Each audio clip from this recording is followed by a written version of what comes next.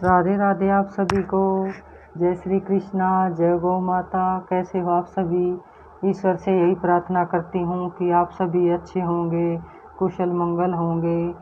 और Shri Radha Govind YouTube channel में आप सभी का स्वागत है। मेरा चैनल क्या, ये आप सभी का चैनल है। और मेरे चैनल को अभी कुछ ही समय हुआ है शुरुआत हुई। अपनी बहन से कोई गलती हो जाए तो क्षमा कर देना। आज मैं आपको जो कि खेतरी उगाने के बारे में बताऊंगी सरल तरीके से। जब भी माता के पावन नवरात्रे आते हैं तो मन में ख्याल आता है कि जो बीजने होते हैं, तो जो बीजने की परंपरा कोई नई नहीं है, ये सदियों पुरानी है। जब से सृष्टि की रचना हुई है जब से चली आ रही है। माता की जो कि खेतरी इसलिए करते हैं कि जब सृष्टि की रचना हुई थी तो सबसे पहले जो हमारी खेती हुई थी वो जौ की हुई थी। तो माता को हम जो कि खेती जो हम करते हैं नवरात्रों में, वो माता को अर्पित करते हैं कि माता हमारी खेतरी को स्वीकार करें। जो कि खेतरी से ही पता लगता है कि हमारे नवरात्रे कैसे गए हैं, हमारा नया साल कैसा रहेगा। हरे भरे जो हमारे जवारे होते हैं उसी से पता लगता है, हरी भरी जवारे से, कि हमारा साल कैसा रहेगा। और जो बीजते हैं, कहीं कहीं पे उनको नवरात्रे बोलते हैं, कहीं पे जो के ज्वारे बोलते हैं। अलग अलग जहाँ की धारणाएं हैं, अलग अलग धारणाएं हैं। और जो की खेतरी हम नवरात्रों में करते हैं। और कार्तिक माह में जब जो माता बहनें कार्तिक स्नान करती हैं उसमें भी जो की खेती उगाई जाती है। पथवारी, उसको पथवारी बोलते हैं। और कहीं कहीं पर जैसे हम तो जो उगाना बताऊंगे, कहीं कहीं पर 7 तरह के जो अनाज होते हैं उनको इसमें डालते हैं, 7 तरह की खेती करते हैं। कहीं कहीं पर गेहूं के जो बीज होते हैं, गेहूं के दानों की खेती करते हैं। अलग अलग जगह की अलग अलग धारणाएं हैं। और ये हम माँ दुर्गा के नवरात्रों में ही नौरते उगाते हैं। जब भी पूजा होती है तो नौरतों का बहुत ही महत्व है। और जब तक 9 दिन ये नौरते हमारे घर पे रहते हैं। और उसके बाद दशहरे वाले दिन दशहरे को पूजा करके ये फिर गंगा जमुना जहाँ भी हो चलते पानी में प्रवाहित करते हैं। अगर हम नवरात्रों का व्रत नहीं कर पाते तो कोई नहीं, जो तो हम उगा सकते हैं, माता को तो अर्पण कर ही सकते हैं। जो कि खेतरी माता को बहुत ही प्रिय है। जो कि खेतरी चाहे हम व्रत रखें चाहे ना नहीं रखें, जो कि खेतरी हमें करनी चाहिए। और जब भी हम नवरात्रों का व्रत रखें तो हमें ज़्यादा से ज़्यादा किसी कम बोलना चाहिए और किसी की निंदा चुगली नहीं करनी चाहिए, सात्विक होना चाहिए। और सात्विक मन से ही हमें जो उगाने चाहिए, माता रानी का नाम लेकर जो उगाने चाहिए। और आइए हम ज़्यादा समय ना लेते हुए अब आपको जो कि खेतरी उगाने के बारे में बताएंगे। जो कि खेतरी करने के लिए हमें पहले एक मिट्टी का बर्तन चाहिएगा। मिट्टी का बर्तन, ना तो ये स्टील के उसमें कर सकते हैं ना प्लास्टिक के में, हमें मिट्टी का ही बर्तन चाहिएगा। और एक मूली का धागा चाहिएगा। और हमें एक पानी, ताज़ा पानी चाहिएगा। और गंगा जल और रोली, और हमें चंदन और कुछ चावल के दाने। और 1-2 रात पहले हमें जौ को अच्छे से भिगो देंगे तो उनकी क्वालिटी अच्छी हो जाएगी।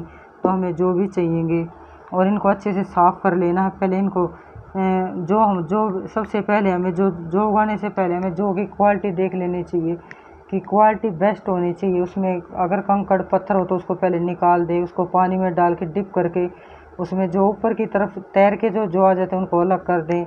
और जौ को कम से कम 1-2 रात पहले उसको भिगो दें। अच्छे अंकुरित जौ करने के लिए पहले उनको हमें 1-2 रात भिगोना चाहिए। और साफ़ सुथरे हमें ये जौ लेने चाहिए जिसमें घुन वगैरह लगा हुआ, कीड़ा वगैरह लगा हुआ, वो नहीं लेने चाहिए। अच्छे जौ उगाने के लिए हमें अच्छे वाले वैरायटी के जौ लेने चाहिए। इस पे भी हमारा डिपेंड करता है अच्छे जौ उगना, अगर हम अच्छे लेते हैं तो। और हमें रेता चाहिएगा उसके लिए। ये रेता है, रेता भी ले सकते हो, बारू रेत भी ले सकते हो, मिट्टी भी ले सकते हो। और जो ये हमने रेता लिया इसको छान लेंगे। इसमें जो कोई भी कंकड़ पत्थर वगैरह जो भी होगा उसको पहले निकाल देंगे, उसको छन्नी से छान लेंगे। और जो रेता मिट्टी हम जहाँ से भी ले, कोई मुश्किल नहीं कि हमें मिलेगी नहीं, कहीं से भी मिल सकती है। पर थोड़ा सा लेते समय हमें ये देखना चाहिए कि साफ़ सुथरी पवित्र जगह से हो, ऐसे कहीं से भी गंदगी वाली जगह से ना लें। पवित्रता का प्रतीक तो माता के उसमें सबसे प्रिय है, पहले है, तो थोड़ा पवित्रता का ध्यान जरूर रखें। और हमें जो उगाने के लिए हमें एक थाली भी चाहिए, इस पे रखने के लिए थाली हम की ज़रूरत हमें इसलिए पड़ेगी जो उगा के इसके ऊपर ढकने के लिए, जिससे जो उगाने में जितने जो कि में गर्माहट रहेगी, स्टीम रहेगी, उतनी जल्दी हमारे जो अंकुरित होंगे 4-5 दिन में ही हमारे जो बहुत ही अच्छे हो जाएंगे इसको ढकने से। और इसके बाद जब जो थोड़े बड़े हो जाते हैं ना, तो जो होती हमारी थाली होती है, थाली के लगती है फिर उस पर जाके, तो उसके बाद हमें इस टाइप की कोई घर में, आपके घर में कोई इस टाइप की कोई टोकरी वगैरह वो रख सकते हैं। इससे क्या है, थोड़ी बहुत हवा भी जाएगी और जो हमारे अंकुरित होकर जो आएंगे वो भी ऊपर तक उसको जगह मिलेगी ऊपर आने के लिए। और उससे एक बचाव ये भी है, जैसे किसी के घर में चूहे वगैरह हैं तो वे जो ले जाते हैं उठा के, तो कई बहनें, माताएं बहनें कहती कि हमारे जो रहते हैं नहीं घर पे सारे चूहे ले जाते, तो एक सेफ्टी हमारी ये भी है कि इसको हम ऊपर से रखेंगे तो हमारे जो भी सुरक्षित रहेंगे, चूहों से भी देखभाल अच्छे से हो जाएगी। और अब हम बताते हैं आपको जो उगाने के लिए सबसे पहले हमें माता रानी का मन ही मन नाम। और ये देखिए, ये मैंने सथिया लगा लिया है मिट्टी के। सबसे पहले हम सथिया लगाएंगे। सथिया मैंने इधर भी लगा लिया है और इधर मैंने श्री लिखा है। माता के कोई भी कार्य हो तो श्री सबसे पहले लिखना होता है, और मैंने इधर भी सथिया बना लिया है। तो सथिया होना सबसे पहले ज़रूरी है। और ये मैंने सथिया निकालने के बाद मैंने कुमकुम के इस पे तिलक लगा दिए हैं, चंदन से लगा दिए हैं, रोली से लगा दिए हैं। अब हम इस पे सबसे पहले इसमें रेता डालेंगे। इसके अंदर गंगा जल के मैंने इसमें छींटे लगा लिए हैं। सब इसमें पूरा रेता नहीं डालना है, हमें थोड़ा ही डालना है।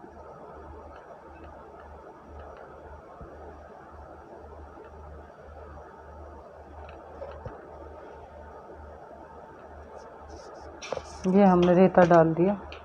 अब हमने जो एक दो रात के लिए वो करे थे वो जो डालेंगे इस पे, पूरे में फैला देंगे।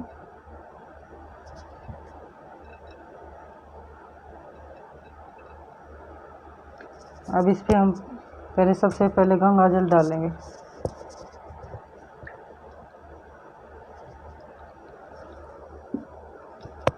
और गंगा जल डालने के बाद फिर इसमें हम थोड़े पानी के छींटे लगाएंगे। ऐसे पानी नहीं डालेंगे, ज़्यादा छींटे लगाएंगे।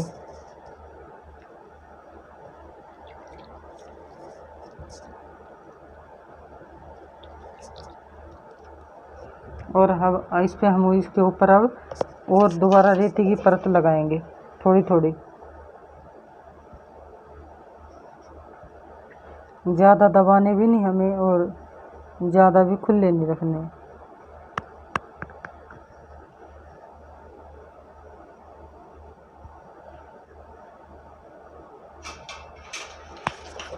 अब इस पे थोड़े से और जो डाल देंगे इसके ऊपर, जिससे हमारे जो 2 परत बना देंगे, जिससे हमारे जो अच्छे से उगाए।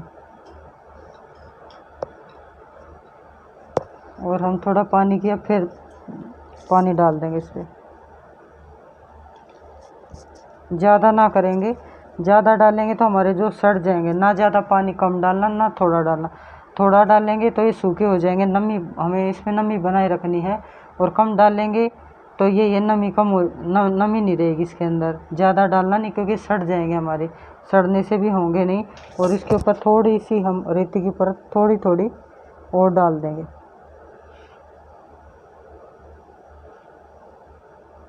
माता रानी का मन ही मन हमें नाम लेना है और ये करते रहना है। और 9 दिन हमें इनकी पूजा पाठ भी करनी है, और पूजा धूप बत्ती दिखा के हमें ढक देना है। थोड़ा थोड़ा पानी इस पे और डाल देंगे, छींटे से लगा देंगे, बस ज़्यादा नहीं करना। और ये हमारे ऐसे जो तैयार हो जाएंगे। अब हमें इसको थाली से ढकना है। थाली पे भी हम पहले अब सथिया बनाएंगे। जय माता की।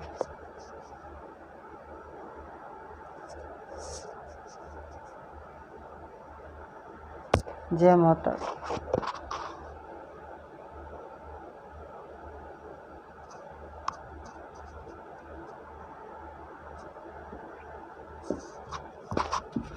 अब हमें इस पर थाली अच्छे से इस पर थाली ढक देनी है।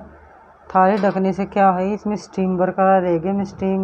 इसमें स्टीम बनाए रखने, स्टीम बनने से ही हमारे ये ज़्यादा होंगे।